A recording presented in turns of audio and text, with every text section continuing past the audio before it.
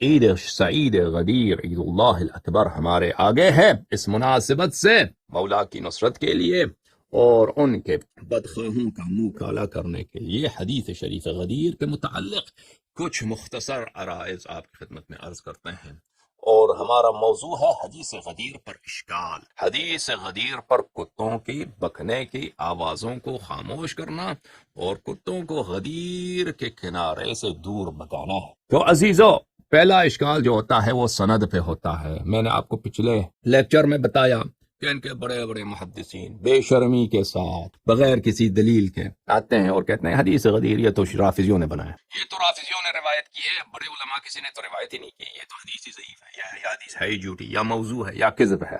اور اگر اس سے بعد آ کے نکل جائے ان کو قبول کرنا پڑے کہ حدیث صحیح ہے، تو پھر اس کی دلالت پر یہ اعتراض کریں گے، دلالت پر، وجہ صدور پر، آیات کے انزال پر، غدیر کے مقام پر جو شبہات طرح کیے ہوئے ہیں شیاطین نے، اس کا جواب انشاءاللہ تبارک و تعالی اگر اللہ نے زندگی دی، مولا نے چاہا تو آنے والے لیکچروں میں، لیکن ابھی فی الحال اس حدیث کے صحت پر بات کر رہے ہیں کہ حدیث نہ صرف صحیح ہے، صحیح تو بھائی صحیح تو ہے، یہ لوگ جو کہتے ہیں حدیث صحیح ہے، عزیزو یاد رکھو حدیث صحیح ہے، اس کا یہ لفظ صحیح بولتے ہیں، آپ کے ذہن میں آتا ہے کہ حدیث یقینی ہے، بخاری کی احادیث صحیح ہے، اور بھائی صحیح سے مراد یہ لفظی معنی صحیح نہیں ہوتے، اصطلاحی معنی صحیح ہوتے ہیں۔ اصطلاحی معنی یہ ہوتے ہیں میرے عزیز سے لفظ صحیح سے کہ یہ حدیث جو ہے اس کو ثقات نے نقل کیا ہے، بس اتنا معنی ہے ثقات۔ اب یہ یقینی ہے، صحیح کا مطلب یقینی نہیں ہے۔ ہم اردو زبان میں جب کہتے ہیں نا یہ بات صحیح ہے، بات صحیح ہے یعنی واقعاً اسی طرح ہے، تو عوام کے ذہن میں یہ آتا ہے یہ حدیث صحیح ہے یعنی واقعاً رسول اللہ صلی اللہ علیہ وسلم نے فرمایا ہے،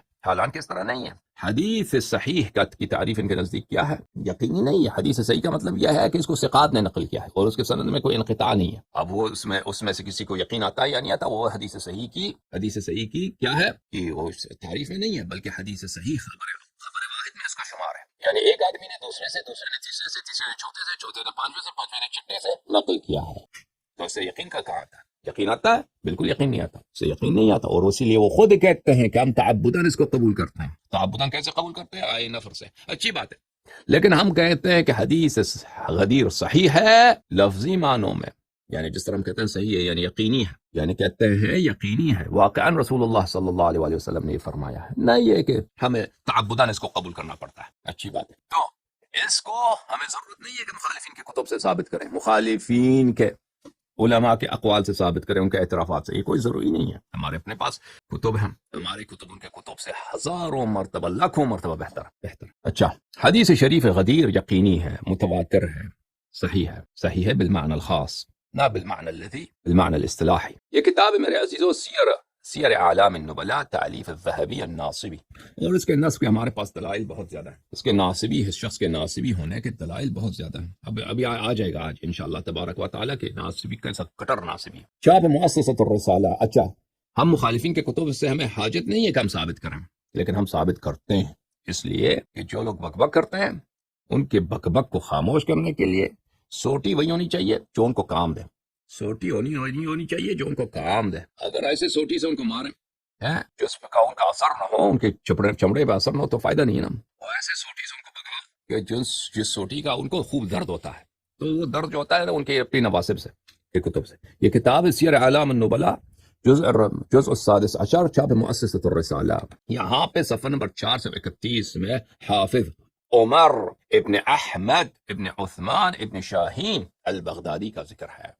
متولد ہے یہ سنت 283 کے، متوفا ہے یہ سنت 385 کے، یعنی 100 سال سے زیادہ عمر، اور اس عصر میں رہے ہیں یہ جو عصر تدوین حدیث تھا، اور یہ بغداد جو علم کا مرکز تھا، روایات کا مرکز تھا، محدثین کا مرکز تھا، وہاں پہ رہتے تھے، وہاں کا سب سے بڑے عالم تھے، الشیخ الصدوق الحافظ العالم شیخ العراق۔ سمجھ میں آئی نا بات آپ کو؟ بہت بڑے عالم، سچے صاحب التفسیر الکبیر، ان کا ایک تفسیر ہے 20 جلدوں سے زیادہ تفسیر مسند، جو بھی مفقود ہے، نہیں ہے۔ اچھا، اگلے صفحے میں فرماتے ہیں وجمع وصنف الكثير وتفسيره في 29 مجلدا كله باسانید، انہوں نے حدیث جمع کی، حدیث کی بہت کثرت سے تصنیف کی ہے، اور اس کی تفسیر جو ہے 20 مجلدوں سے زیادہ ہے، كله بالاسانید۔ ابو بکر خطیب نے کہا ثقة امینا، وقال امیر ابو نصر نے فرمایا ثقة امین، ثقہ بھی ہے، امین بھی ہے، شام میں، عراق میں، فارس میں، بصرہ میں، وہاں پہ انہوں نے رحلت کی، سفر کی احادیث کو جمع کیا، جمع الابواب والتراجم وصنف کثیرا، مختلف ابواب پر، مشائخ کے حیات پر انہوں نے مطالب جمع کیے، اور کتب، بہت سارے کتب کا انہوں نے کیا کیا ہے، تعلیف کی ہے۔ اچھا، شیخ ایسا شیخ، یہ کتاب ہے ان کی شرح مذاہب اہل السنہ ومعرفت شرائع الدین والتمسک بالسنن، تعلیف ابی حافظ عمر ابن احمد ابن عثمان ابن شاہین، چاپ مؤسسۃ قرطبہ سنہ 1415 ہجری 1995 میں یہ کتاب مؤسسہ قرطبہ میں چھپی ہے، صفحہ نمبر 103، فضیلتون لسید المسلمین امیر المؤمنین قائد الغر المحجلین۔ روایت کرتے ہیں زید ابن ارقم اور براء ابن عازب سے، قال، یہ دونوں نے فرمایا، کننا مع رسول اللہ صلی اللہ علیہ وآلہ وسلم، ہم رسول پاک صلی اللہ علیہ وآلہ وسلم کے ساتھ تھے، یوم غدیر خم، ونحن نرفع غصن الشجرۃ عن رأسہ، ہم جو ہے ان کے سر پہ، وہ وہاں پہ درخت ہے نا، بڑے درخت، شجرہ دوحات، ان کے شاخیں کو ہم نے ان کے سر پہ سے اوپر اٹھایا، ہم تو خادم لوگ تھے، یہ خدمت کے لیے ہم نے ان کے شاخوں کو، تاکہ سر کو ٹچ نہ ہو، اذیت نہ ہو، رسول پاک صلی اللہ علیہ وسلم کو ہم نے شاخوں کو ان کے سر سے دور کیے ہوئے تھے، کیونکہ وہ ممبر پہ بھی چڑھے تھے نا رسول پاک صلی اللہ علیہ وسلم، اونٹوں کے جو سواری ہوتے ہیں اس کے سیڈلز ہوتے ہیں، اس سے انہوں نے کیا بنایا تھا اپنے لیے، ممبر بنایا تھا، تاکہ مجمع بڑا ہے دور سے نظر آئے، تو اتنے چڑھ گئے تھے کہ درخت کے شاخ ان کے سر کو لگتے تھے، تو ان لوگوں نے درخت کے شاخوں کو اوپر کیا تھا۔ اچھا، فقال، انہوں نے فرمایا، الا ان اللہ ولی، لوگ باخبر رہو کہ اللہ میرے ولی ہیں، وانا ولی کل مؤمن، اور میں سب مومنین کا ولی ہوں، من کنت مولا فعلی مولا، جس کا میں مولا ہوں سید المسلمین سلام اللہ علیہ اس کے مولا ہیں۔ اور دوسری روایت میں ہے، اللہم والی من والاہ وعاد من عادہ، وہذا حدیث غریب صحیح، یہ حدیث صحیح ہے۔ اب غریب کس کو بولتے ہیں حدیث عزیزو؟ اردو زبان میں غریب بولتے ہیں فقیر آدمی کو، جس کے پاس پیسے نہ ہو۔ محدثین کے نزدیک غریب وہ ہے یہ حدیث، ایک شیخ نے اس کے سند میں ایک ایسا شیخ ہے کہ صرف اس نے اوپر والے سے روایت کیا، یعنی اس کے روات میں ایک جگہ ایسا ہے کہ زید ابن ارقم سے جس شخص نے روایت کیا، مثلا اس شخص سے 5 آدمی نے روایت کی، پھر اس کے بعد جو آدمی ہے اس سے صرف ایک حدیث ایک شخص میں پہنچا ہے۔ غرابت صحت کے ساتھ بھی جمع ہوتا ہے، غرابت ترا و تواتر کے ساتھ بھی جمع ہوتا ہے، یعنی دوسرے طرق سے ہے، صرف یہ طریقہ ایسا ہے کہ اس میں غرابت ہے، یعنی ایک جگہ اس سلسلہ، مثلا اس میں 6 آدمی ہیں، تو مثلا تیسری طبقے میں صرف ایک آدمی ہمارے پاس اس حدیث کو اس خاص شیوخ کے سلسلے سے جو آیا ہے، نہ یہ کہ سب پورے احادیث کی بات ہو رہی ہے، ٹھیک ہے نا، غرابت کوئی جرح نہیں ہے۔ وقد روى حدیث غدیر خم عن رسول اللہ صلی اللہ علیہ وآلہ نحو 100 نفس، نحو کا مطلب ہے لگ بھگ، حدوداً، رسول اللہ صلی اللہ علیہ وآلہ وسلم سے لگ بھگ 100 صحابہ نے رسول اللہ صلی اللہ علیہ وسلم سے حدیث غدیر خم کو روایت کی ہے۔ وفیہم العشرہ، اور ان 100 میں کون شامل ہے؟ جن کو یہ لوگ بولتے ہیں عشرہ مبشرہ، جو صحابہ میں ان کو سب سے افضل مانتے ہیں، اس میں انہوں نے ابو بکر عثمان وغیرہ سب نے روایت کی ہے، سمجھ میں آئی نا بات؟ ابو بکر، عمر، عثمان، طلحہ، زبیر، سعد بن وقاص، ان لوگوں نے روایت کی ہے۔ اچھا، وہو حدیث ثابت، یہ حدیث بالکل ثابت ہے، اس میں کوئی شک ہی نہیں۔ لا اعرف له علہ، اس حدیث کے لیے متعلق میں مجھے کسی ضعف کا، مجھے کسی لین یعنی مطلب کمزوری، ضعف، جو بھی چیز اس کو کمزور بنا، مجھے تو اس کی کوئی علم نہیں، میں نہیں جانتا، یہ حدیث ثابت ہے بھائی۔ پھر بولتا ہیں جملہ دیکھیں، تفرد علی سلام من اللہ علیہ بهذه الفضیلۃ لم یشرکہ فیہا احد، تفرد علی علیہ السلام، یہ ایسی فضیلت ہے جو متفرد ہے، اس میں متفرد ہے، کون متفرد ہے؟ سید المسلمین امیر المؤمنین علی علیہ السلام۔ اچھا، یہ اتنا بڑا عالم، اتنا بڑا اعتراف ہے۔ میں ایک چیز آپ کو دکھاؤں، یہ کتاب ہے عزیزو سلسلۃ الاحادیث الصحیحہ وشیء من فقہها وفوائدها، تعلیف محمد ناصر الدین الالبانی، المجلد الخامس، چاپ مکتبۃ المعارف للنشر والتوزیع۔ یہاں پہ آتے ہیں صفحہ نمبر 263 میں، وہ کہتے ہیں کہ یہ حدیث جو ہے حدیث الولایہ، من کنت ولیہ فعلی ولیہ، من کنت مولا فعلی مولا، یہ تو حدیث صحیح ہے، ثابت ہے۔ پھر کہتے ہیں فمن العجب حقا، واقعا تعجب کی بات ہے، کیا کہتے ہیں یہ آدمی؟ کہتے ہیں واقعا تعجب کی بات ہے، ان يتجرأ شیخ الاسلام ابن تیمیہ علی انکار هذا الحدیث، کہ شیخ الاسلام ابن تیمیہ صاحب جو ہیں انہوں نے اس حدیث کا انکار کیا ہے۔ شیخ الاسلام، حدیث ثابت ہے بھائی، تعجب ہے، کوئی تعجب نہیں بھائی، ناصبیت، البانی میاں تم خود بھی ناصبی ہو، تمہارا شیخ بھی ناصبی ہے، تو اگر اس نے انکار کیا وہ تو علم کی روح سے انکار تو نہیں کیا نا۔ پھر کہتے ہیں وہ تکذیب ہی، نہ صرف اس نے انکار کیا بلکہ تکذیب کی، اس حدیث کی تکذیب کی ہے، کہاں پہ تکذیب کیا؟ منہاج السنہ میں، منہاج السنہ میں اس نے اس حدیث کی تکذیب کیا. کما فعل بالحدیث، ایک اور حدیث بھی جو ہے وہ حدیث من کنت مولا، اس کو بھی کیا مع تقریرہ، حالان کہ اس نے توضیح اچھا دیا ہے. احسن تقریرا ان الموالات هنا ضد المعادات، کہ رسول پاک صلی اللہ علیہ وسلم نے فرمایا من کنت مولا، یعنی یہ دشمنی کے مقابلے میں. موالات سے کیا مطلب ہے؟ یعنی دشمنی جو صفت ہے اس کا ضد، یعنی دوستی. موالات سے کیا مطلب ہے؟ دوستی. اچھا، ابن تیمیہ نے یہاں پہ بیان تو اچھا کیا ہے، اس نے تشریح تو صحیح طریقے سے دیا، لیکن اس نے حدیث کا جو تکذیب کیا کہ حدیث جھوٹی ہے، یہ اس سے تعجب ہے کہ ایک صحیح حدیث کو تم کیوں شیعوں کے مقابلے میں آتے ہو، شیعوں کے ضد میں اس کی تکذیب کیوں کرتے ہو؟ یہ تو ظلم ہے. اچھا، وَهُوَ حُكْمٌ ثَابِتٌ لِكُلِّ مُؤْمِنٍ، یہ تو ایک ایسی چیز ہے دوستی محبت، یہ تو ہر مومن کے لیے، ہر مسلمان کے لیے ثابت ہے بھائی. مسلمان بنگالی ہو، کالا ہو، گورا ہو، امریکہ کا ہو، چائنا کا ہو، وہ تو مسلمانوں سے محبت ہی کرے گا، کفار سے محبت تو نہیں کرے گا. اگر وہ کفار کا ساتھ دے، مسلمانوں کے دشمنی کرے تو وہ تو کافر ہے. ٹھیک ہے نا؟ پتہ یہ چلا عزیزو، بات مجھے اس کی ضرورت نہیں تھی کہ میں البانی کی کتاب آپ کو دکھاؤں، البانی کی کتاب دکھانے کی ضرورت نہیں تھی، لیکن جو تم کہتے ہو نا مودت، دوستی، محبت، نصرت، من کنت مولا کا یہ مطلب ہے. ٹھیک ہے نا؟ جیسا یہاں پہ ابن تیمیہ سے نقل کی کس نے؟ البانی صاحب نے. تو یہ کتاب ہے شرح مذاہب اہل السنہ لابن شاہین. اتنا بڑا محدث اپنے زمانے کا تفرد، کیا فرماتے ہیں؟ حدیث من کنت مولا نقل کرنے کے بعد وہ کیا کہتے ہیں؟ تفرد علی بهذه الفضیلہ لم یشرک فیها احد. یہ ایک ایسی فضیلت ہے کہ متفرد ہیں سید المسلمین سلام اللہ علیہ، وہ مخصوص ہیں اس فضیلت کے ساتھ، اس میں سے کسی دوسری کو شراکت ہی نہیں ہے. اگر یہ آدمی، یہ تو اتنا بڑا محدث تھا، بیوقوف پاگل تو نہیں تھا کہ ایک ایسی صفت جو سب میں مشترک ہو، جو بالکل بے وقوف، کم علم، جاہل، گناہکار مسلمان بھی ہے، وہ بھی اس میں صفت میں شامل ہے، وہ بھی اس صفت میں شامل ہے، یعنی سب میں مشارکت ہے. اس صفت کو کہتے ہیں کہ یہ متفرد ہے امیر المؤمنین علیہ الصلوۃ والسلام اس میں. تو یہ بہت بڑا اعتراف ہے، بہت بڑا اعتراف ہے میرے عزیزو. اور اس طرح کے قرائن ہمارے نزدیک، شواہد ہمارے نزدیک، اعترافات ہمارے نزدیک ہمارے پاس بہت زیادہ ہے. یہاں پہ مولا کا مطلب جو صرف امیر المؤمنین علیہ الصلوۃ والسلام کے لیے مخصوص ہے، دوسروں کے لیے نہیں ہے. وہ لفظ مولا کا مطلب یہ نہیں ہے دوستی محبت، کہ صحابہ کو کنفیوژن ہو گیا بھائی، صحابہ کو کیا ہو گیا؟ صحابہ بے وقوف تھے، پاگل تھے سب، ایک دفعہ وہاں شک ہو گیا سب کو کہ امیر المؤمنین علیہ السلام جب سب صحابہ بھاگے تھے جنگ احد میں، سب صحابہ بھاگ گئے تھے، وہ انہوں نے اسلام کا دفاع کیا تھا. جنگ خندق میں سب نے کیا کیا تھا بھائی؟ صحابہ کا کیا ہوا تھا؟ صحابہ، وہ عمرو بن عبد داؤد پکار رہا تھا، حل من مبارز، حل من مبارز. صحابہ سب کانپ رہے تھے. وہ قرآن کریم سورہ احزاب میں فرماتا ہے وَإِذَا بَلَغَتِ الْحُلْقُومُ الْحَنَاجِرَ، صحابہ کے خوف کی یہ عالم تھی جب وہ عمرو بن عبد داؤد پکار. یہ قرآن کی آیت ہے. بلغت القلوب الحناجر، دل انسان کا یہاں پہ ہوتا ہے نا، لیفٹ سائڈ پہ ہوتا ہے، بائیں سائڈ پہ. یہ تڑپتے تڑپتے یہاں پہنچ جاتا. یہ حنجر جو ہے، حناجر، حنجرہ، یہ کچھ تنگ ہوتا ہے، اس سے دل باہر نہیں نکل سکتا. اگر حنجر کچھ کھلا ہوتا ہے، ان کے دڑ کی وجہ سے دل اتنا تڑپتا تھا ان کا، بم بم بم بم، ڈر لگتا ہے انسان کو نا، دل تڑپتا. تو قرآن کی یہ تصویر کشی ہے کہ تمہارا دل جو ہے تڑپ تڑپ کے یہاں پہنچ گیا تھا. اگر حنجر کچھ کھلا ہوتا تو دل بھی یعنی مر جاتے تم خوف کے مارے. صحابہ کے خوف کی حالت قرآن کریم میں ہے. کس نے نجات دیا؟ کس نے نجات دیا؟ اسلام کو، قرآن کو، اس وحی کو، نماز کو، روزے کو، اسلام کو. 10,000 کا لشکر لے کے آئے تھے، پورے مدینے کا محاصرہ کیا تھا. یہودیوں نے بھی ساتھ دیا تھا ابو سفیان کا. وہ تو صفایا کرنے آئے تھے، قتل عام کرنے آئے تھے نا. کس نے؟ مؤمنین القتال بعلی بن ابی طالب علیہ السلام. ایک وار تھی سر مولا کا، ایک وار تھا.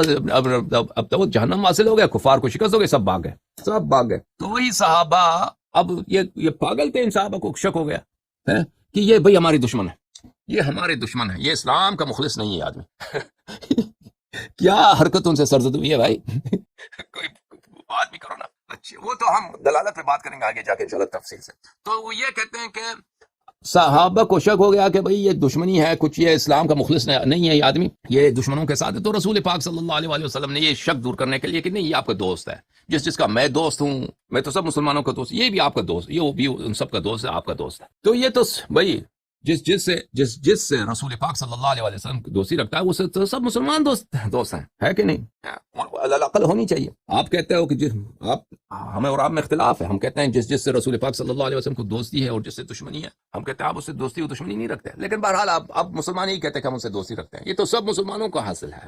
لیکن ابن شاہین نے ایک کیا کہا کہ یہ صرف مولا امیر المؤمنین علیہ السلام کو یہ فضیلت حاصل ہے. تو وہ کون سی فضیلت ہے؟ وہ مولا کی وہی معنی ہے کہ اولا، یعنی کہ جس طرح اللہ اولا ہے، جس طرح اللہ مولا ہے، جس طرح رسول اولا ہے، جس طرح رسول صلی اللہ علیہ وآلہ وسلم اولا ہیں صلی اللہ علیہ وآلہ وسلم، اسی طرح امیر المؤمنین علیہ السلام۔ اچھا، جماعت عمریہ کے بہت بڑے محدثین میں سے محمد ابن الجزری ہیں۔ ان کا ترجمہ دیکھیے عزیزو، طبقات الحفاظ لابی عبد الرحمن السیوطی، چاپ دار الکتب العلمیہ۔ اس کتاب میں ملاحظہ فرمائے صفحہ 1183 میں، الحافظ المقری شیخ الاقراء فی زمانے، علماء کا استاد اپنے زمانے میں ہیں، علوم کا استاد اپنے زمانے میں، ابو الخیر محمد بن محمد الدمشقی الشافعی۔ اور یہ کوئی شیعہ بھی نہیں ہے، یہ کوئی بلے شام سے ہیں، دمشق میں سے ہیں، جو بالکل ناصبیت کا مرکز رہا ہے تاریخ میں۔ اور کس زمانے میں؟ اس زمانے میں جو بالکل ناصبیت وہاں پہ اپنے اوج پہ تھا۔ ان کی ولادت ہے سنہ 751 میں، اور یہ قاضی بھی رہے شیراز میں وغیرہ میں، حافظ للحدیث وغیرہ، یہ علم حدیث کے بہت بڑے استاد، بہت بڑے حافظ گزرے۔ الاعلام زرکلی صاحب کی کتاب ہے یہ، یہاں پہ صفحہ نمبر 45 میں اس کے شائخ میں فرماتے ہیں من حفاظ الحدیث، محدثین کی ایک بہت بڑی شخصیت ہے محمد ابن محمد الجزری۔ اچھا، ان کی کتاب ہے عزیزو اسم المناقب فی تہذیب اسم المطالب فی مناقب الامام امیر المؤمنین علی بن ابی طالب علیہ السلام، تعلیف محمد ابن محمد الجزری الدمشقی الشافعی، متوفى سنة 883۔ اس کتاب میں عزیزوں وہ حدیث ہے، صفحہ نمبر 22، حدیث من كنت مولا فعلی علیہ السلام، مولا نقل کرنے کے بعد فرماتے ہیں هذا حدیث حسن من هذا الوجه، یہ حدیث جس سند کے ساتھ ہم نے روایت کی، یہ سند بنفسه ہی کیا ہے، یہ حسن ہے، صحیح من وجوہ کثیرہ، لیکن بہت سارے دوسرے احادیث قرائن شواہد کو دیکھ کر وہ بہت زیادہ ہے، ان کی روح سے یہ حدیث صحیح ہے۔ تواتر، یہ نہ صرف رسول اللہ صلی اللہ علیہ وسلم سے متواتر ہے، بلکہ سید المسلمین امیر المؤمنین علیہ السلام سے بھی متواتر ہے۔ تواتر، یہ حدیث متواتر ہے امیر المؤمنین علیہ السلام سے، وهو متواتر ایضا عن النبی صلی اللہ علیہ وآلہ وسلم، امیر المؤمنین علیہ السلام سے متواتر ہے اور رسول اللہ صلی اللہ علیہ وآلہ وسلم سے متواتر ہے۔ رواہ الجم الغفیر عن الجم الغفیر، ایک بہت بڑے طبقے نے دوسرے طبقے سے روایت کی ہے۔ ولا عبرۃ بمن حاول تضعیفه ممن لا اطلاع له في هذا العلم، جو بھی شخص اس حدیث کی تضعیف، اس حدیث کو ضعیف دکھانے کی کوشش کرے، اس کو پہ اعتبار نہ کرو، وہ ایسا شخص ہے جو اس علم کی معرفت نہیں رکھتا، یعنی علم حدیث میں وہ جاہل ہے۔ دیکھا آپ نے عزیزو۔ اچھا، ان علماء میں سے جنہوں نے حدیث شریف غدیر کے تواتر پہ تنصیص کیا ہے وہ عبد الرحمن سیوطی ہیں، اور عبد الرحمن سیوطی کی شان میں، ان کی فضیلت میں، ان کی ثنا میں، ان کی تعریف میں جتنا بولا جائے کم، بہت بلند پائے کے محقق، بہت ایسے مصنف کہ ان جیسا تاریخ اسلام میں گزرا شاید ہی کوئی گزرا۔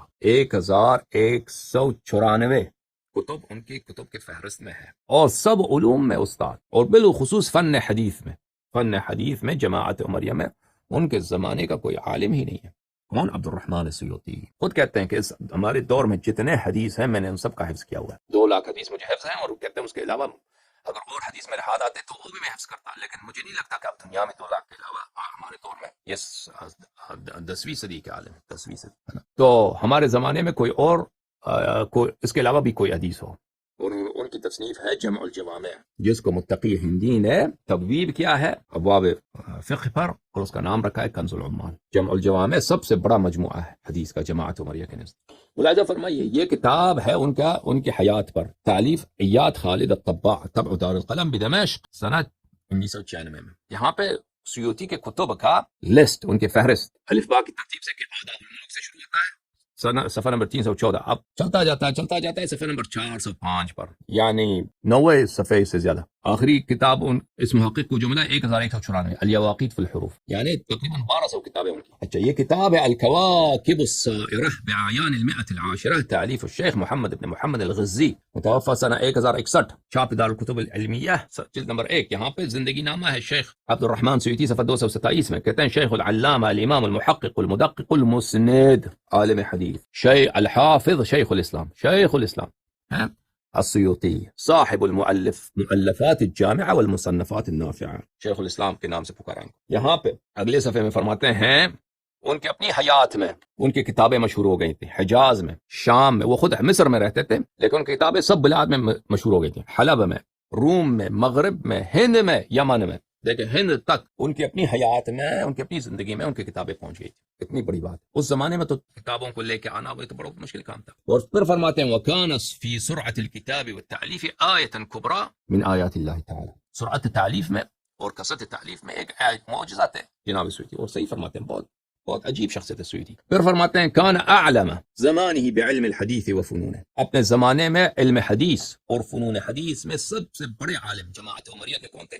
یہی عبد الرحمن السیوطی. اور نہ صرف علم حدیث میں، علوم ادبیات میں، کیا بات ہے، صرف میں، نحو میں، معانی بیان میں، تفسیر قرآن میں، علوم قرآن میں، تاریخ میں، ہر فن میں، یعنی ان بہت بلند پائے کا عالم ہے. بعض علوم میں تو ایسا ہے کہ ان کا یعنی طراز اول کے علماء میں سے ہیں، جیسے علوم ادبیات میں، علوم عربیت میں، بعض علوم میں ایسے جیسے مثلا احادیث پر احاطے کا ہے، احادیث تفسیریہ میں ہے. اور بعض علوم میں اگر وہ سب سے آگے نہیں ہے تو طراز اول کے علماء میں ان کا شمار ہے. لیکن علم حدیث میں اور فنون حدیث میں، رجال میں، غریب میں، استنباط احکام احادیث سے، اس میں کیا تھے؟ عالم اہل زمان تھے. وہ اخبر عن نفسه انه يحفظ 200,000 حدیث، اس نے خود کہا ہے کہ مجھے 200,000 احادیث یاد ہیں، اور کہا ہے کہ اگر مجھے اور بھی حدیث ملتے تو میں ان کو حفظ کرتا. اور پھر فرمایا ہے کہ وَلَعَلَّهُ لَا يُوجَدُ عَلَى وَجْهِ الْأَرْضِ الْآنَ أَكْثَرَ مِنْ ذَلِكَ، لیکن اب ہمارے زمانے میں 200,000 سے زیادہ حدیث نہیں ہے. جتنے حدیث تھے میں نے سب کو حفظ کیا.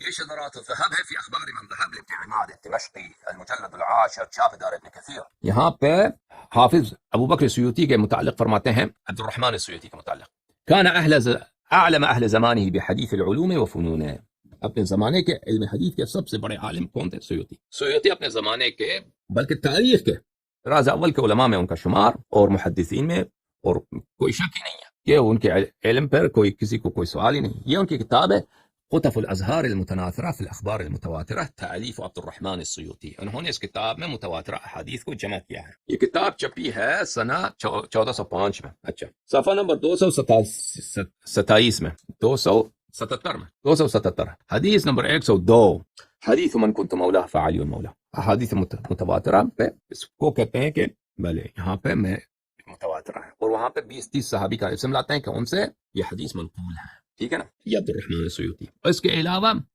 عبد الرؤوف المناوی نے فیض القدیر بشرح الجامع الصغیر، اس میں بھی انہوں نے تنصیص کی ہے کہ سیوطی کے نزدیک، عبد الرحمن السیوطی کے نزدیک حدیث شریف غدیر متواتر ہے. ملاحظہ فرمائیے، کتاب فیض القدیر بشرح الجامع الصغیر، جامع الصغیر عبد الرحمن السیوطی کی کتاب ہے، فیض القدیر ان کی شرح. یہ کتاب کی شرح کس کی؟ عبد الرؤوف المناوی، جزء اول، چھاپ دار المعرفہ. یہاں پہ صفحہ نمبر 217، من كنت مولا فعلی علیہ السلام مولا، اس حدیث کی شرح میں کہتے ہیں کہ حیثمی نے، مجمع الزوائد والے حیثمی، کہا انہوں نے کہا ہے کہ احمد نے جو حدیث نقل کی ہے اس کے سب رجال ثقات ہیں. اور دوسری جگہ میں کہا ہے کہ رجال رجال الصحیح، کہا ہے کہ اس کے رجال، اس کے راوی سب بخاری کے راوی ہیں، رجال الصحیح ہیں، حدیث صحیح ہے. اور قال مصنف یعنی سیوطی فرماتے ہیں الحدیث متواتر، حدیث غدیر متواتر. قال السیوطی وقال المصنف یعنی سیوطی حدیث متواتر، یہ حدیث متواتر. ٹھیک ہے. جماعت عمریہ کے اکابر جو تاریخ میں ان جیسا عالم کم گزرا ہے، تاریخ اسلام میں ان جیسا عالم کم گزرا ہے، مختلف علوم میں ان کو تبحر حاصل ہے، اور ان کے تصانیف اس بات کے شاہد ہیں. وہ کون ہے؟ محمد ابن جریر الطبری. متوفا تقریباً سنہ 313 کے متوفا. اچھا، ملاحظہ فرمائیے ان کی کتاب تاریخ طبری، ان کی کتاب تہذیب الاثار، ان کی کتاب تفسیر طبری، ہر فن میں. اور وہ مجتہد تھے، ان کا اپنا مذہب تھا، جیسا ابو حنیفہ کا مذہب ہے نا، اس طرح وہ اپنے زمانے میں وہ مجتہد مطلق تھے، ان کے مقلدین تھے، پر بعد میں ان کی مذہب ختم ہو گئی. اچھا، سیر اعلام النبلاء، تصنیف محمد ابن عثمان الذهبی الناصبی، چاپ مؤسسۃ الرسالہ، جزء 14، یہ صفحہ نمبر 267 میں محمد ابن جریر الطبری کا وہ ذکر کرتے ہیں. کیا فرماتے ہیں اس کے متعلق؟ کہتے ہیں کہ الامام العلم المجتہد عالم العصر، زمانے کا امام، زمانے کا عالم. مولدہ، ان کی ولادت ہے سنہ 224 وکان من افراد الدہر علما وذکاء وکثرت التصانیف. نوادر میں سے تھے، تاریخ میں، دہر میں ایسے لوگ کم گزرے ہیں، علم میں اور تیز ہوشی میں اور تصانیف کی کثرت میں. قل ان ترى العیون مثلہ، کم تاریخ کے آنکھ نے اپنے جریر طبری جیسا کم لوگوں کو دیکھا. ایسے دیکھیں کس طرح تعریف کرتا ہے اس کی. خطیب بغداد فرماتے ہیں صفحہ نمبر 259 سیر اعلام النبلاء میں، خطیب بغداد کے اقوال. خطیب نے فرمایا، وہ خطیب بغداد بھی کٹر انٹا شیعہ، اور یہ ذہبی بھی کٹر ناصبی ہے. محمد ابن جریر ابن یزید ابن کثیر ابن غالب كان احد ائمة العلماء يحكم بقوله ويرجع الى رأيه لمعرفته وفضله، وقد كان جمع من العلوم ما لم يشارك فيه احد من اهل عصره. محمد ابن جریر الطبری سب علماء ان سے مراجعہ کرتے تھے، سب علماء ان کی رائے لیتے تھے، کسی لمعرفته وفضله، ان کی علمی مقام کی وجہ سے، فضیلت کی وجہ سے. فرماتے ہیں کہ وہ علم ان کے پاس تھا جو ان کے زمانے میں کسی کے پاس نہیں تھا. کتاب اللہ کے حافظ تھے، قراءات کے عارف تھے، تفسیر پہ بصیرت رکھتے تھے، احکام قرآن میں وہ فقیہ تھے، عالما بالسنن وطرقها وصحیحها وسقیمها وناسخها ومنسوخها. سنت حدیث کے طرق پر، ان کے ناسخ و منسوخ پر، صحیح و ضعیف پر، سب پہ احاطہ رکھتے تھے. پھر ان کی کتاب تفسیر کے متعلق کہتے ہیں کہ وہ ان کی کتاب تفسیر ہے لم یصنف مثلہ، اس جیسا کتاب کسی نے تصنیف ہی نہیں کیا. ذہبی پھر فرماتے ہیں کان ثقة صادقا حافظا، ثقہ حافظ صادق، رأسا فی التفسیر، تفسیر میں ان کے پائے کا کوئی عالم نہیں، حدیث میں ان کے پائے کا کوئی عالم نہیں، ایسے تعریف کیا. ٹھیک ہے نا. اچھا، جماعت عمریہ کے پاس ایک حدیث ہے کہ اللہ تعالیٰ ہر سال کو یبعث اللہ علی رأس کل 100 سنہ، اللہ تعالیٰ ہر 100 سال کے بعد ایک ایسے شخص کو مبعوث کرتا ہے جو دین کا احیاء کرتا ہے، جو دین کو زندہ کرتا ہے. ان کے پاس ایک ایسا حدیث ہے. سیوطی صاحب کی کتاب ہے کہ یہ کون کون سے لوگ ہیں مثلا جن کے متعلق ہم کہہ سکتے ہیں کہ ہر صدی میں فلان شخص نے دین کو زندہ کیا، دین کو احیاء کیا. وہ کتاب ان کی یہ ہے التنبئہ بمن یبعثہ اللہ علی رأس کل 100، تعلیف عبد الرحمن السیوطی، چاپ دار الثقل للنشر والتوزیع. یہاں پہ صفحہ نمبر 46 میں وہ فرماتے ہیں کہ وہ لوگ کہ ایسی شخصیت جس نے سنہ 300 میں، تیسری صدی کے اختتام پر، چوتھی صدی کے شروع پر اس نے دین کا احیاء ہے، جس کے متعلق ہم کہہ سکتے ہیں وہ کون ہے؟ محمد ابن جریر الطبری. وممن يصلح ان يعد على رأس 300، ایسی شخصیت جس کے متعلق ہم کہہ سکتے ہیں کہ سنہ 300 پر اس نے دین کا احیاء کیا ہے، وہ کون ہے؟ وہ ان کا امام ہے ابو جعفر محمد ابن جریر الطبری. وعجیب کیف لم يعدوه وهو اجل من ابن سریج واوسع علوما. مجھے تعجب ہے علماء سے کہ کیوں انہوں نے نظر انداز کیا ابن جریر الطبری. وہ بہت سارے علماء سے، ابن سریج وغیرہ سے بلند مرتبہ ہیں. وبلغ رتبة الاجتهاد المطلق المستقل ودون لنفسه مذهبا مستقلا، وہ اجتہاد مطلق کے مرتبے پہ پہنچے اور ان کا اپنا مذہب بھی تھا. وله اتباع قلدوه وافتوا وقضوا بمذهبه يسمون الجريرية، اور اس کے مقلدین بھی تھے، جیسے احناف اس زمانے میں اس کے مقلدین بھی تھے، بہت عرصے تک چلے بھی.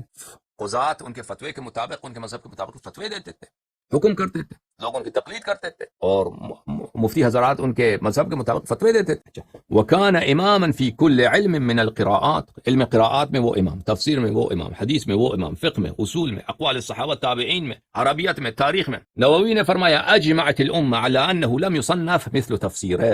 نووی صاحب کا فرمان ہے، یحییٰ بن شرف النووی، ان کا کہنا ہے کہ امت کا اجماع ہے کہ تفسیر ابن جریر طبری جیسا تفسیر کسی نے نہیں لکھا، سب سے بہترین تفسیر. ابن تیمیہ کا بھی یہ قول ہے، سیوطی کا بھی اتقان میں یہ قول ہے، ان کا تقریباً اجماع ہے کہ بہترین تفسیر جو لکھا گیا ہے وہ ابن جریر طبری کی تفسیر ہے. وہ تفسیر تعویل بھی ہے، اجتہاد بھی ہے، اور تفسیر مروی بھی ہے، روایات بھی ہے اس میں. اچھا، ابو بکر ابن خزیمہ نے فرمایا ہے ما اعلم علی وجه الارض اعلم من ابن جریر، ابن جریر سے عالم تو کوئی عالم ہی نہیں. اب یہ پتہ چلا آپ کو ابن جریر طبری ہے. اچھا، ابن جریر طبری کے پاس ایک کتاب ہے، کتاب الموالات یا کتاب الولایات، جس میں انہوں نے طرق حدیث غدیر کو جمع کیا ہے. اور وہ کتاب بہت ہی موٹی کتاب ہے، کئی مجلدات پہ مشتمل ہے، اور ہر مجلد موٹی کتاب ہے.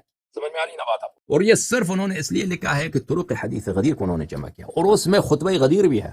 جو خطبہ غدیر شیعوں کے پاس ہے، اس جتنا ہمارے پاس ہے اتنا تفصیل سے نہیں ہے، لیکن اس کے پاس بھی کافی مفصل ہے، خطبہ بھی ہے اس سے، وہ بھی انشاءاللہ تبارک و تعالیٰ کبھی آپ کو دکھائیں. لیکن یہ کتاب جو ہے، جیسے ان کے علماء کا فرمان ہے، ان کے علماء کا اجماع ہے، فتویٰ ہے کہ جو بھی حدیث ہو، جو بھی ایسی کتاب ہو، وہ کبھی دکھائیں گے آپ کو ان کے علماء کے اقوال فرامی، جس سے صحابہ پہ خدشہ ہو اس کو نابود کرو، اس کو چھپاؤ. تو یہ کتاب بھی جو ہے وہ ابن عقدہ کی کتاب کی طرح، اس کو بھی تاریخ نے علماء کے زحمات کی وجہ سے، ان کے فتووں کی وجہ سے ایسی کتابوں کو چھپا دو، نابود کرو. تو یہ کتاب نابود ہو چکا ہے، لیکن ان کو علماء نے تصحیح کیا کہ ایسا کتاب ہے، ہمارے پاس ہے، پرانے قرنوں میں تھا، اب نہیں ہے. تذکرۃ الحفاظ لمحمد بن عثمان الذهبی، چاپ جزء اول، چاپ دار الکتب العلمیہ، صفحہ نمبر 713. ابن جریر طبری کے متعلق فرماتے ہیں کہ ان کو خبر پہنچی کہ ابن ابی داؤد نے نجاست کا یہ ابن ابی داؤد جو ہے تکلم فی حدیث غدیر خم، کہ اس نے کہا کہ حدیث غدیر خم صحیح نہیں ہے ابن ابی داؤد. تو وہ بیٹھ گیا کتاب لکھنے لگا کہ کیوں بکواس کرتے ہو حدیث غدیر کے متعلق. وتکلم علی تصحیح الحدیث، اور اس نے کیا کیا، کتاب اس حدیث کی تصحیح کے لیے کتاب لکھا، اس نے کتاب کے لکھا. اچھا، قلت، صحابی فرماتے ہیں قلت رأیت مجلدا من طرق الحدیث لابن جریر، فرماتے ہیں میں نے ایک مجلد دیکھا ہے، وہ تو کئی مجلدات کی کتاب ہے، میں نے ایک مجلد دیکھا ہے ابن جریر، جس میں اس نے حدیث غدیر خم کے طرق کو اس نے اس تصنیف میں جمع کیا ہے. اس کے صرف ایک جلد میں نے دیکھا، باقی مجلدات میں نے نہیں دیکھا. فاندہشت له، اندہشت، میں مدہوش ہو گیا. مدہوش کس کو بولتے ہیں عزیزو؟ جب انسان کے کوئی بہت عظیم اس کا عقل کام نہیں دیتا، عقل کام نہیں دیتا. اس کو کیا بولتے ہیں؟ مدہوش بولتے ہیں. مدہوش، یہ آدمی مدہوش ہو گیا. فندہشت لہو، میں مدہوش ہو گیا لہو ابن جریر کے علم پر. ولی کثرت تلک الطرق، اور یہ اتنے زیادہ ایک حدیث اور اتنے زیادہ اسانید، اتنے زیادہ طرق، اور وہ بھی اس شخص کے لیے سید المسلمین سلام اللہ علیہ کے لیے جن کے فضائل نقل کرنے پہ پابندی تھی ہمیشہ. جو ان کے فضیلت کے لیے نقل کرتا تھا اس کو کوڑے پڑتے تھے، بلکہ اس کو قتل ہوتا تھا، اس کا اہل عیال بھی قتل ہوتے تھے. ٹھیک ہے نا. بلکہ علماء کو، محدثین کو مجبور کیا جاتا تھا کہ ان کو برا بلا کہہ دو، لعنت کرو ان کو، نستجیر باللہ، برات کرو ان سے. تو میرا عقل اڑ گیا. کس کے باوجود یہ دیکھیں رسول پاک صلی اللہ علیہ وسلم کی محنتیں ہیں کہ انہوں نے اتنا پھیلایا، ایسے مجموعہ جمع کے سامنے فضائل اتنے بیان کیے، ہمیشہ بیان کیے، اور حکم دیا کہ اس فضائل کو نقل کرو. تو یہ پورے عالم اسلام میں پھیل گیا. پھر باوجود اس کے صدیوں تک مختلف گورنمنٹس نے اور رجیمز نے انہوں نے محنت کی، پیسے خرچ کیے، اور بہت ان کے فوجوں نے قتل غارت کی تاکہ اس حدیث کو چھپایا جائے. اور آج تک بھی سلسلہ جاری ہے کہ یہ چھپایا جائے، چھپایا نہیں جاتا. یہ اعجاز ہے یا نہیں؟ بلے یہ اعجاز ہے رسول اللہ صلی اللہ علیہ وسلم اور امیر المؤمنین علیہ السلام کی، یا کہ نہیں؟ یریدون لیطفئوا نور اللہ بافواہہم واللہ متم نورہ. یہ کتاب ہے العواصم والقواسم، تالیف ابن الوزیر الیمانی، متوفى سنہ 840، تحقیق شعیب الارناؤوط کی، جزء الثامن، چھاپ مؤسسۃ الرسالہ، صفحہ 1415 میں کتاب چھپی ہے. صفحہ نمبر 62 میں فرماتے ہیں ابن وزیر الیمانی، وابن جریر من ائمۃ الحدیث، ابن جریر حدیث کے اماموں میں سے، حدیث کے بزرگ ترین علماء میں اس کا شمار ہے. وهو الذی، وہ وہی شخصیت ہیں، صنف جزءا، اس نے کتاب تعلیف کی ہے، فی طرق حدیث من کنت مولا فعلی مولا، کہ اس نے کتاب تعلیف کی ہے اس حدیث کے طرق پر. وصنف الذهبی جزءا فی طرقه وحکم بالتواتر، ذهبی نے بھی اس کی تواتر کا حکم دیا ہے. ذهبی جو ناصبی ہے اس کے متعلق بات کریں گے.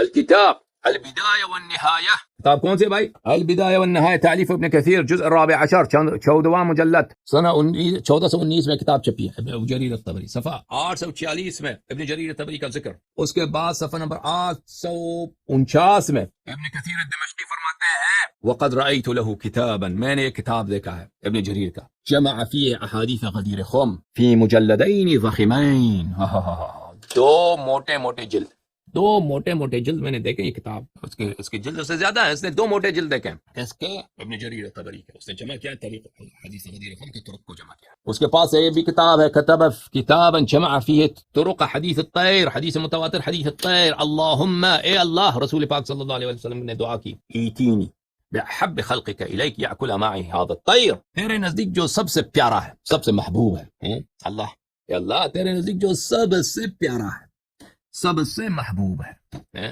اس کو لا دے کہ میرے ساتھ یہ پرندہ جو اس کو روسٹ کیا گیا تھا وہ میرے ساتھ کا ہے. کون ہے؟ اللہ چاہتا تو نبی صلی اللہ علیہ وسلم کی دعا مستجاب ہے، کوئی مشکل نہیں تھا اللہ کے لیے. آسمان سے ابراہیم علیہ السلام کو لے کر، یا حضرت عیسیٰ علیہ السلام کو لے کر، حضرت خضر علیہ السلام کو لے کر، ہاں کس کو لے کر؟ تاریخ شاہد ہے، تاریخ شاہد ہے. جو سب سے محبوب ہے اللہ کے، ایتینی بأحب خلقک الیک، جس سے سب سے زیادہ تو پیار کرتا ہے. پیار، اور اللہ کی پیار جو ہے، اللہ کی پیار، اللہ کی محبت رشتہ داری کے بنا پہ نہیں ہے. خوبصورت ایسے میں زیادہ پیار کروں، پیسے ہیں. اللہ کی پیار اس لیے ہے کہ کسی کا ایمان سب سے افضل ہے، کس کا علم سب سے افضل ہے، جس کا خلوص سب سے افضل ہے، جس کا تقوی سب سے افضل ہے، جس کی عبادات سب سے بہتر ہے، جو کفر و شرک سے سب سے زیادہ دور ہوں، جو احسان بخلق اللہ میں سب سے آگے ہو، جو محبت رسول صلی اللہ علیہ وآلہ وسلم اور اسلام کی خدمت میں سب سے آگے ہو. اللہ کی ایک جملہ رسول پاک صلی اللہ علیہ وسلم کا فرمان ہے، اعطیت جوامع الکلم، اللہ تعالیٰ نے مجھے کلام جامع کا مطلب کیا ہے؟ موجز، مختصر، معانی بے شمار. کلام چھوٹی مختصر، خیر الکلام ما قل و دل، بہترین کلام وہی ہے جو کم ہو لیکن دلالت میں وسیع ہو. دلالت میں یہ ایسا جملہ ہے. معجزات ہیں سید الانبیاء صلی اللہ علیہ وآلہ وسلم کے. اپنے بھائی کا ایسا شان بتایا نا، اور ابو بکر آئے اس کو طرد بھی کیا، عمر بھی آیا اس کو طرد بھی کیا. امیر المؤمنین علیہ الصلوۃ والسلام کو اللہم ایتینی بأحب خلقک الیک، سب سے محبوب، سب سے پیارا، سب سے بہترین. انس بن مالک نے 3 دفعہ خیانت کی، امیر المؤمنین علیہ السلام آئے ان کو ہٹایا، آنے نہیں دیا.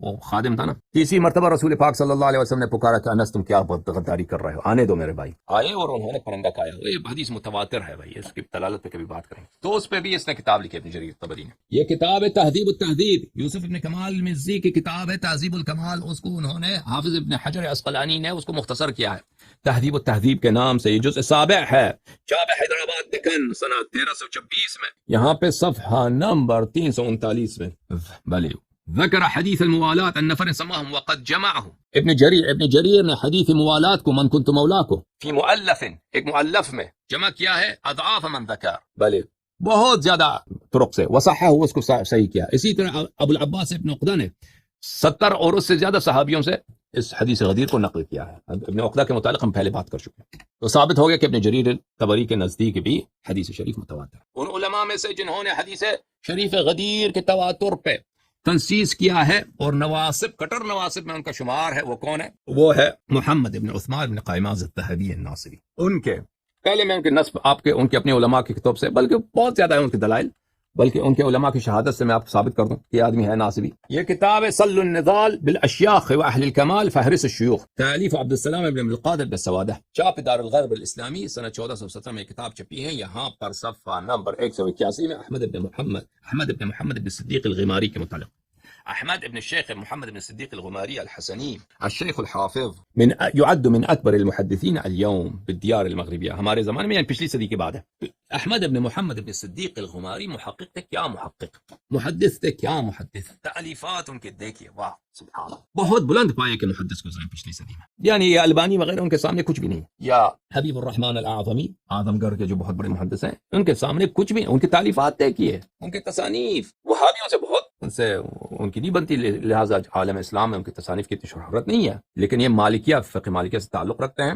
اور یہ مغرب میں یعنی مراکش سے ان کا تعلق ہے, اور بہت اب گزر گئے ان سے تقریباً 70-80 سال ہو گئے, شاید وفات ہو گئی. بہت بڑے عالم گزرے. یعد, وہ مغرب میں یعنی مصر اور مراکش میں بزرگ ترین محدثین میں ان کا شمار ہوتا ہے. بہت سارے ان کے تصانیف ہیں, اور مجھے خبر پہنچا ان کی تصانیف 200 سے زیادہ ہیں. کلها مفیدۃ علی اختلاف انواعها فی الحدیث والسیر والفقہ وغیر ذلك. سب تصانیف ان کے مفید ہیں, فقہ میں بھی ہے, تفسیر میں بھی ہے, اور حدیث میں ہے. لیکن ان کی جو تخصص ہے علم حدیث میں ہے. ان کی ایک کتاب ہے, یہ ملاحظہ فرمائیے, فتح الملک العلی بصحة حدیث باب منید العلم علی سلام من اللہ علیہ. احمد ابن محمد ابن صدیق الغماری محدث, بلند پائے کے محدث. ان کی یہ کتاب ہے فتح الملک العلی. یہ کتاب چھپی ہے سنہ 1354 میں, 1354 ہجری میں, یعنی آج سے 90 سال پہلے, ازہر مصر میں. صفحہ نمبر 98 میں وہ ذہبی کے متعلق فرماتے ہیں, وَأَمَّا الذَّهَبِيُّ فَلَا يَنبَغِي أَن يُقْبَلَ قَوْلُهُ فِي الْأَحَادِيثِ الْوَارِدَةِ بِفَضْلِ عَلِيٍّ عَلَيْهِ السَّلَامِ. ذہبی کہتے ہیں جب بھی ذہبی اپنا نجس منہ کھول دے, وہ احادیث جو فضل امیر المؤمنین علیہ السلام, یہ اپنی اس کی کتاب جو ہے میزان الاعتدال یا تاریخ الاسلام یا سیر اعلیٰ, اس کا کام ہی یہی ہے. یہ جا کے وہ پہلے ریسرچ کرتا ہے کہ کس نے فضیلت امیر المؤمنین علیہ السلام میں حدیث نقل کیا. وہ دنیا کا سب سے بڑا علامہ ثقہ بھی ہونا, تو اگر اس نے فضیلت امیر المؤمنین علیہ السلام میں حدیث نقل کیا تو شروع کرتا ہے اس کو گالی دینا.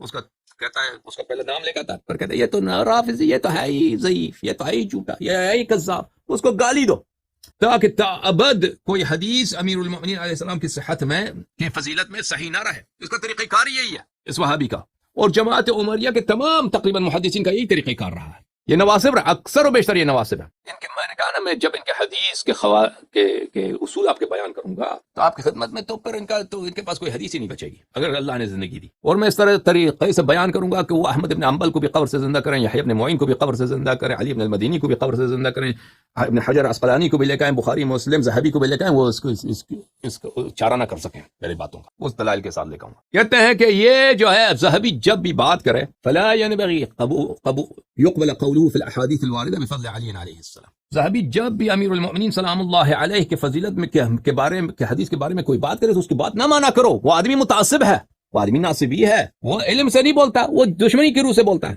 فإنه كان إذا وقع نظره عليها اعترته حدة أتلفت شعوره وغضب أذهب وجدانه. جب بھی صحابی کا نظر پڑتا تھا کسی ایسے حدیث پہ جس میں فضیلت ہے امیر المؤمنین علیہ الصلوۃ والسلام کی, اعترته حدة, اس کو جو ہے حدہ یعنی سختی, تعصب اس پہ حاوی ہو جاتا. ایسا تعصب اتلفت شعوره کہ اس کا شعور, اس کا عقل اس سے چھین جاتی تھی. اس پہ اس کو ایسا غضب آ جاتا تھا کہ اس کی ضمیر اس کا جو ہے بھاگ جاتا تھا. حتی لا یدری ما یقول، اس حد تک کہ ذہبی کے منہ سے کیا نکلتا اس کو پتہ، خود بھی پتہ نہیں ہوتا کہ کیا کہہ رہا ہے یہ بندہ. وربما سب ولعن من روى فضائل علي عليه السلام كما وقع منه في غير موضع من الميزان وطبقات الحفاظ تحت ستارة ان الحديث موضوع. اور بہت دفعہ ایسا ہوتا ہے کتاب طبقات الحفاظ میں، کتاب میزان الاعتدال میں، کہ کسی شخص نے امیر المؤمنین علیہ السلام کی فضیلت میں حدیث نقل کیا تو اس کو گالی دو، اس کو لعنت کرو. کس بہانے کی حدیث جھوٹی ہے تو راوی کو خوب گالی دو. اچھا، اس بہانے سے کہ حدیث جھوٹی ہے. ولکنہ لا يفعل ذلك، وہ حدیث جھوٹی ہے بھی کہ نہیں بھائی، حدیث صحیح بھی ہے تو اس کو جھوٹی بنا لیں گے نا کسی محنت سے. ولکنہ لا يفعل ذلك في من يروي الاحاديث الموضوعه في مناقب اعدائه. لیکن یہی کام کیا آپ صحابی سے پوچھتے ہیں، آپ صحابی صاحب آپ نے کسی امیر المومنین علیہ السلام کی فضیلت میں حدیث نقل کی تو آپ نے اس کو گالی دی، اس کو گالی دیتے ہو، لعنت کرتے ہو کہ یہ آدمی کذاب جھوٹا، یہ فلان. تو تم کیا میزان الاعتدال میں، طبقات الحفاظ میں، تاریخ الاسلام میں تم کیا یہی کام؟ وہ لوگ جو معاویہ کی شان میں جھوٹی احادیث نقل کرتے ہیں موضوع، وہ تو زیادہ ہیں جھوٹی احادیث معاویہ کی شان میں، اس کی شان میں تو کوئی حدیث ہے ہی نہیں. جو امیر المؤمنین علیہ السلام کے دشمنوں میں کے بارے میں جھوٹی حدیث، اس کے بارے میں کیوں کبھی اعلان نہیں کی تم نے؟ فرماتے ہیں وَلَوْ بَسَطْتُ الْمَقَامَ هَذَا لَذَكَرْتُ لَكَ مَا تَقْضِي مِنْهُ الْعَجَائِبِ. اگر میں اس کی مثالیں آپ کو پیش کروں گا تو آپ کو بہت تعجب آ جائے گا. پھر کہتے ہیں وَيَكْفِي فِي رَدِّ كَمَالِهِ أَنَّهُ قَالَ فِي الْمِيزَانِ عبد السلام بن صالح ابو سلط الہروی الرجل الصالح. کہتے ہیں اس کے تعصب کو دیکھو کہ اس نے ابو سلط الہروی کے بارے میں میزان الاعتدال میں اس نے کیا کہا کہ یہ ابو سلط الہروی جو ہے، یہ راوی حدیث جو ہے، رجل صالح، یہ بہت ہی سچے صالح با ایمان آدمی ہے. اچھا، الا انه شیعی چلت، لیکن یہ ہے کہ یہ پکا شیعہ اور شیعہ اس کے نزدیک یہ نہیں ہے. ذہبی کے نزدیک شیعہ کا مطلب یہ نہیں ہے کہ شیعہ اثنا عشری، ذہبی کے نزدیک یعنی جو اہل بیت علیہ السلام سے محبت کرے، ٹھیک ہے نا، اور جو امیر المؤمنین علیہ السلام کو عثمان سے افضل سمجھے، بہتر سمجھے، اس کو بولتے ہیں یہ لوگ شیعی. لیکن یہ ہے شیعی، عثمان سے افضل سمجھتا ہے. اچھا فما وصفه بضعف ولا رماه بكذب، نہ اس کو کہا کہ یہ بھئی ضعیف ہے حدیث میں، اور نہ کہا کہ یہ کذاب ہے، کہا صالح آدمی ہے لیکن یہ ہے پکا شیعی. یعنی شیعہ کا مطلب کیا؟ شیعہ کا مطلب یہ ہے کہ وہ اہل بیت علیہ السلام سے محبت کرتا ہے، یا مثلا امیر المؤمنین علیہ السلام کو عثمان سے بہتر سمجھتا ہے، افضل سمجھتا ہے. اچھا، ثم عند ذکر الحدیث المستدرک اقسم بالله ان عبد السلام ابن صالح ما هو ثقة ولا هو مأمون. لیکن جب مستدرک الصحیحین میں یہی حدیث آیا ہے، من کنت مولا انا مدینۃ العلم وعلی بابها، وہاں پہ قسم کہا کہ یہ ثقہ بھی نہیں ہے، امین بھی نہیں ہے. اچھا، وہاں پہ میزان الاعتدال جب لکھ رہے تھے وہاں پہ بھول گئے تھے کہ یہ اس نے وہی روایت کیا نا، انا مدینۃ العلم وعلی بابها نقل کیا. لیکن جب ادھر خلاصۃ المستدرک لکھ رہے تھے تو ادھر دیکھا کہ مستدرک میں تو یہ حدیث ہے، من کو انا مدینۃ العلم وعلی بابها، تو وہاں پہ تم نے قسم کھائی کہ یہ ثقہ بھی نہیں ہے اور امانت دار بھی نہیں ہے. فكيف الجمع بين هذا وذاك، تو کیسے آپ ان دو باتوں میں جمع کرتے ہیں کہ ایک جگہ بولا کہ یہ صالح آدمی ہے، دوسری جگہ بولتے ہیں کہ یہ ثقہ بھی نہیں ہے، اور کیا ہے، اور جب فضیلت دیکھی، حدیث فضیلت کے نوبت آئی تو وہاں پہ اس نے کہا کہ یہ ثقہ بھی نہیں ہے اور امانت دار بھی نہیں ہے. وقد تعقبه الحافظ في حكم على هذا الحديث بالوضع في ترجمة جعفر بن محمد الفقيه فإنه أورد له هذا الحديث وقال موضوع، فتعقبه الحافظ في اللسان. اچھا، جعفر بن محمد الفقيه کے ترجمے میں لسان الميزان میں وہاں پہ یہ حدیث نقل کیا، انا مدینۃ العلم وعلی بابها. تو ذہبی کیا کہتا ہے وہاں پہ؟ ذہبی کہتا ہے کہ یہ حدیث موضوع ہے، حدیث کذب ہے، موضوع. تو حافظ ابن حجر نے جب لسان المیزان لکھا، لسان المیزان وہی میزان الاعتدال کو انہوں نے خلاصہ کیا، اس میں اپنے عرابی شامل کیا. تو فرمایا وهذا الحديث له طرق كثيرة في مستدرك الحاكم اقل احوالها ان يكون للحديث اصل فلا ينبغي ان يطلق عليه القول بالوضع. سبحان اللہ. حافظ ابن حجر نے کہا، حافظ ابن حجر بھی کوئی شیعہ تو نہیں ہے، وہ بہت بڑا محقق ہے، شارح فتح الباری کا لکھنے والا، کہتا ہے کہ اس حدیث کو تو کئی طرق ہیں، طرق کثیرہ ہیں اس کے. مستدرک حاکم میں دیکھیں ایک طریقہ کئی طرق سے، اقل احوالها، کم از کم یہ حدیث اس کا کوئی اصل ہے، یہ حدیث کم از کم رسول اللہ صلی اللہ علیہ وسلم نے اس کو فرمایا ہے، اس کا ریشہ ہے اس حدیث کا، تو تم کیسے کہتے ہو کہ حدیث جھوٹی ہے؟ پھر فرماتے ہیں وصرح الذهبي ايضا ببطلان حديث الطير في نحو 20 موضعا من الميزان وضعف به خلائق ليس له على ضعفهم دليل سوى روايته له. کہتے ہیں کہ میزان الاعتدال میں 20 مقام سے زیادہ اس نے حدیث الطیر کو بولا ہے کہ حدیث کیا ہے، حدیث الطیر جھوٹ ہے، باطل ہے، اور بہت سارے روایات کو اسی طریقے سے اس نے تضعیف کیا، اس میں تضعیف کیا، جو اس کو کذاب قرار دیا کہ اس کا کوئی جرم ہی نہیں ہے سوائے اس لیے کہ اس نے حدیث طیر نقل کیا، اللهم ائتنی بحب خلقك الیک.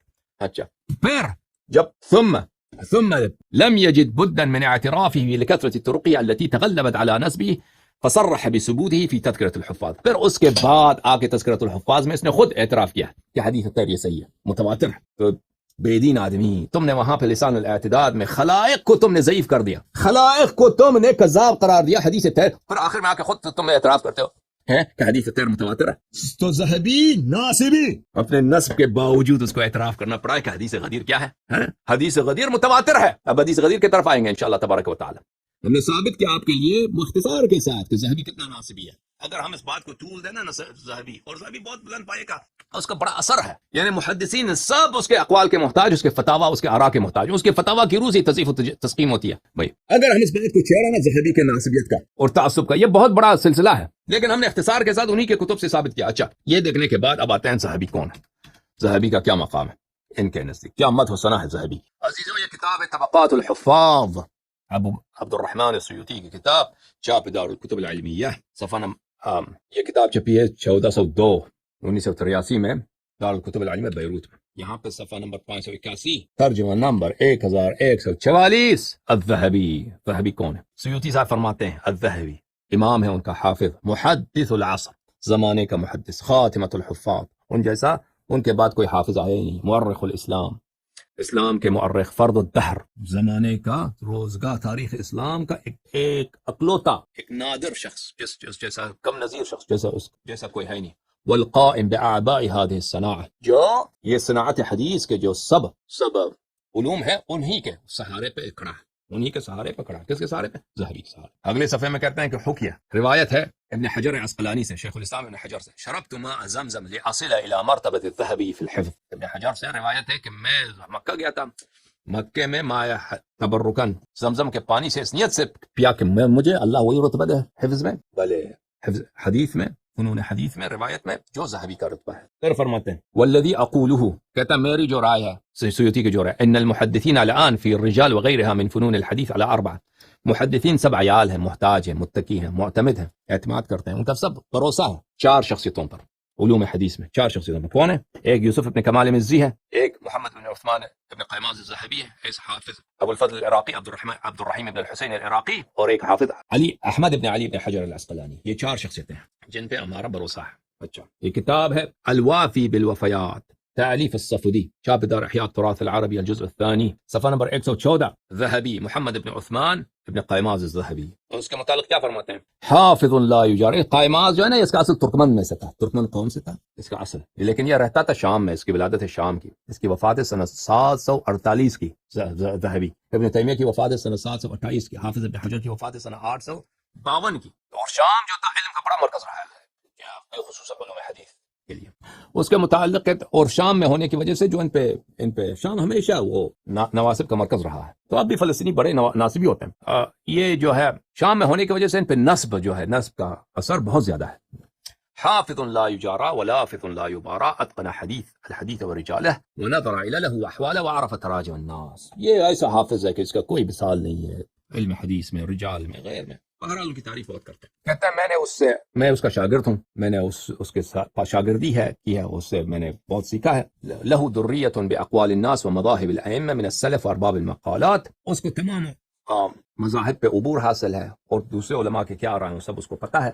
وعجبني منه ما يعانيه في تصانيف من أنه لا يتعدي حديثا يورده حتى يبين ما فيه ضعف متن أو ظلام إسناد أو طعن في رواته، وهذا لم أرى غيره يراعي هذه الفائدة فيما يريده. ذہبی کی بات یہ ہے کہ وہ اپنے آثار میں، اپنے کتب میں جو بھی حدیث لاتا ہے، تو اگر اس کے سند میں کوئی ضعف ہے، کوئی علت ہے، کوئی ایسی بات جو کہنی چاہیے اس کو بتا دیتا ہے. وہ یہ کسی اور کے مصنف کے سند میں کے آثار میں ایسا نہیں ہے. یہ طبقات الشافعیۃ الکبریٰ ہے.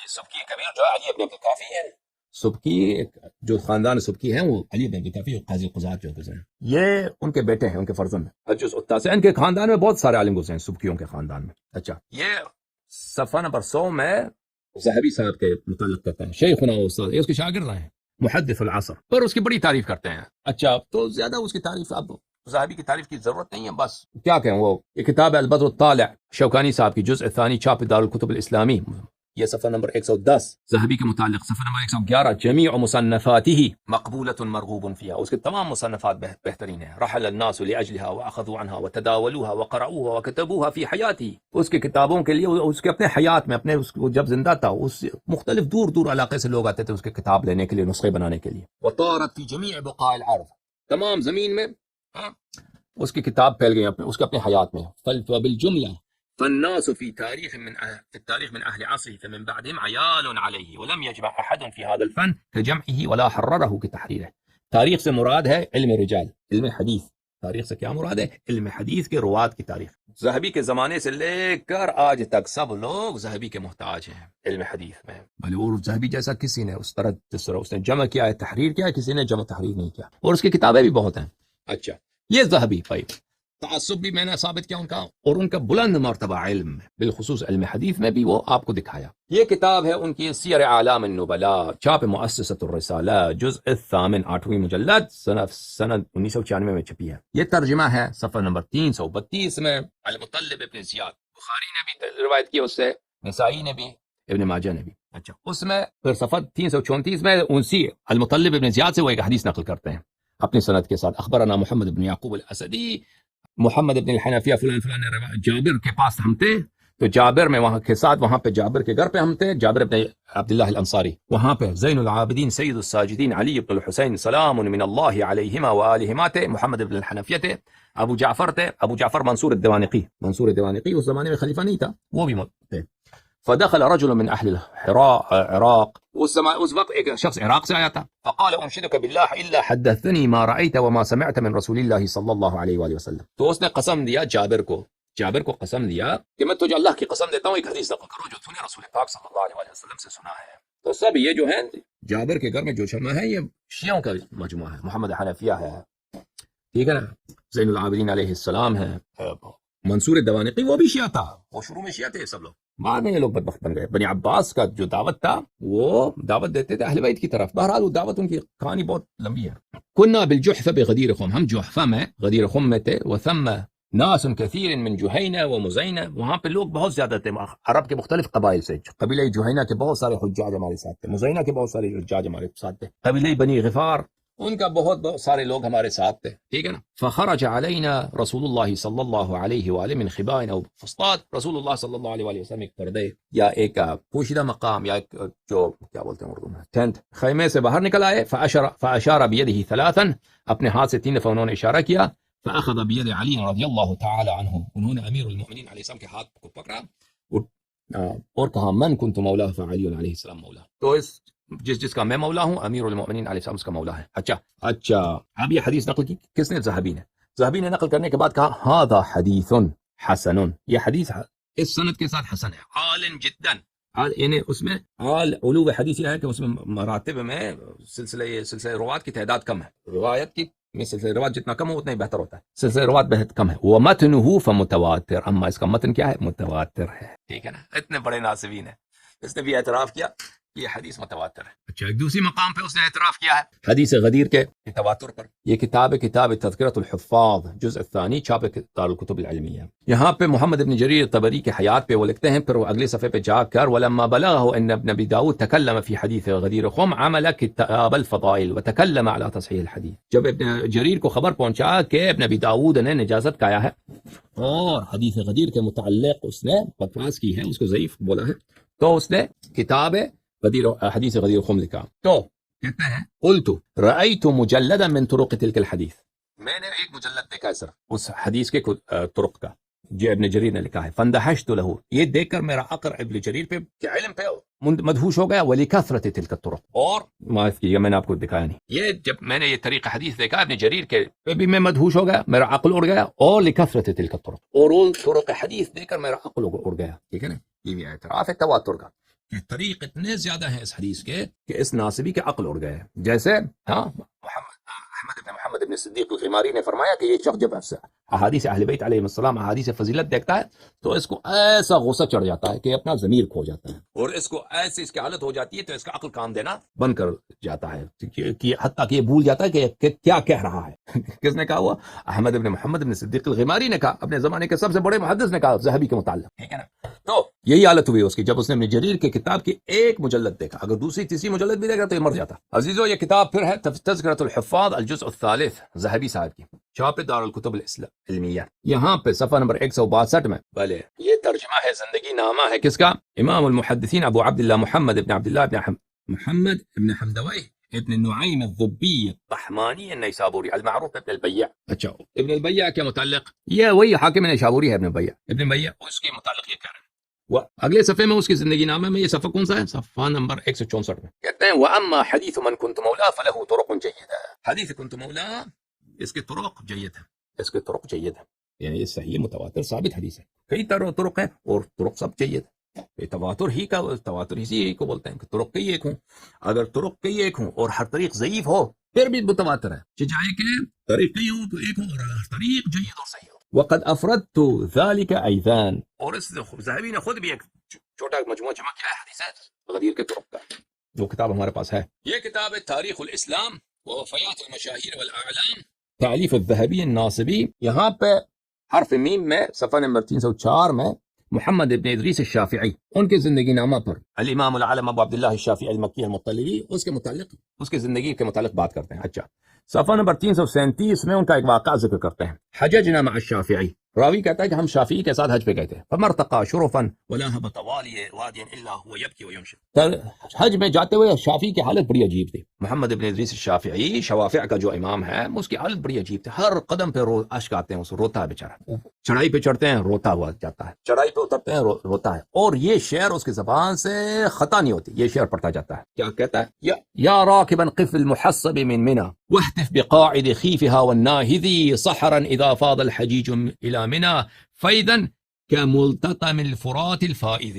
اے سوار، اے مسافر، منا میں رک جا، منا کے محصب میں، منا وہاں پہ جہاں پہ بہت کنکریاں ہیں، اس کنکریوں والے وادی میں رک جا، اور وہاں پہ جو لوگ مسجد خیف میں ہیں اور مسجد خیف میں بیٹھے ہیں، اور مسجد خیف وہ منا میں مسجد ہے نا، اور وہاں سے چل کے جا رہے ہیں، ان کو آواز دے، سحرن، صبح کے وقت آواز دے، اذا فاض الحجیج الى منى، سحر کے وقت، صبح کے وقت، سویرے آواز دے، پکار دے، اس وقت جو حاجی جا رہے ہیں منا کی طرف۔ فَإِذًا كَمُلْتَطَمِ الْفُرَاتِ الْفَائِدِ، جب حاجی دریائے فرات کے موج کی طرح، سمندر کی موج کی طرح جا رہے ہیں منا کی طرف، اس وقت پکار دے اور آواز دے۔ کیا پکار دے، کیا آواز دے؟ ہاں، ان کان رفضا حب آل محمد صلی اللہ علیہ وآلہ وسلم، اللہم صل علی محمد وآل محمد، ان کان رفضا حب آل محمد اللہم صل علی محمد وآل محمد فلیشہد الثقلان انی رافضی۔ اگر رفض کا یہی مطلب ہے، رفض کا یہی مطلب ہے کہ حب اہل بیت کا مطلب رفض ہو، تو ثقلان شاہد رہے، جن و انس دنیا و ما فیہا شاہد رہے کہ میں قوم میں رافضی ہوں، میں ہوں رافضی، ٹھیک ہے۔ یہ کون؟ محمد ابن ادریس الشافعی۔ یہ نہیں، یہ حج پہ جا رہا تھا۔ انسان حج پہ جاتا ہے تو توبہ کرتا ہے، اللہ کے سامنے اپنے خطایا یاد کرتا ہے، اور جو سبب نجات ہوتا ہے اس سے توسل کرتا ہے، ٹھیک ہے نا۔ تو اس کو پتا تھا، محمد ابن ادریس الشافعی کو پتا تھا کہ شیعہ مذہب حق ہے، تب ہی وہ روتے ہوئے ہر قدم پہ یہی شعر پڑھ رہا تھا کہ میں رافضی ہوں، میں رافضی ہوں، ٹھیک ہے نا۔ اس کو پتا تھا، وہ لوگوں کے سامنے کہہ نہیں سکتا تھا حقیقت بات کو، یعنی آخر عمر تھا جو بھی تھا، اس کو پتا چل گیا تھا کہ اصل مذہب شیعہ مذہب حق ہے، ٹھیک ہے نا۔ اس نے اعتراف کیا، ٹھیک ہے نا۔ ان کان رفضا حب آل محمد، حب آل بیت علیہ الصلوۃ والسلام کا تقاضا یہی ہے کہ ان کے دشمنوں کو رفض کرو۔ رفض کا کیا مطلب؟ رد کرنا، مردود کرنا۔ ہم مردود کرتے ہیں، مردود ہے، فرعون حامان مردود، ٹھیک ہے نا۔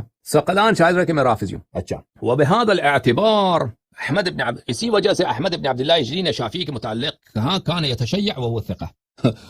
احمد ابن عبداللہ اجلی نے فرمایا ہے کہ شافعی تو شافعی شیعہ تھا لیکن وہ ہے ثقہ۔ اچھا، قلت، زاہبی اب کہتے ہیں قلت ومعنى هذا التشيع حب علي وبغض النواصب، کہتے ہیں سلام من اللہ علیہ، کہتے ہیں بات سنو، زاہبی کہتے ہیں بات سنو، جلدی نہ کرو، اس تشیع کا مطلب یہ ہے کہ امیر المومنین علیہ السلام سے محبت کرتے تھے اور نواسب سے دشمنی کرتے تھے۔ نواسب، اب نواسب کا دائرہ تو بڑا وسیع ہے نا، وہ شافعی کو تو پتا تھا کس نے امیر المومنین علیہ السلام پہ ظلم کیا، اس سے جنگیں لڑی ہیں، وہ یہ بھی پتا ہے کہ کس نے ان کا حق امامت غصب کیا تھا۔ کہتے ہیں کہ ان یتخذہ مولا، اور اس کا مطلب اور تشیع کا مطلب یہ ہے کہ امیر المومنین علیہ السلام کو ہم اپنا مولا مانیں عملاً بما تواتر عن نبینا صلی اللہ علیہ وسلم. ہم عمل کریں اس حدیث میں جو متواتر ہے نبی کریم صلی اللہ علیہ وسلم سے. کون سا متواتر ہے؟ من کنت مولا فعلی علیہ السلام مولا. یہ حدیث متواتر ہے. اعتراف کیا تواتر پر. اب مانا اس نے غلط کیا صحابی نے کہ اس کا مطلب ہے دوستی. ہم ثابت کریں گے اس کا مطلب صرف دوستی نہیں ہے. دوستی ثابت ہے اپنی جگہ لیکن حدیث کا مطلب دوستی نہیں ہے.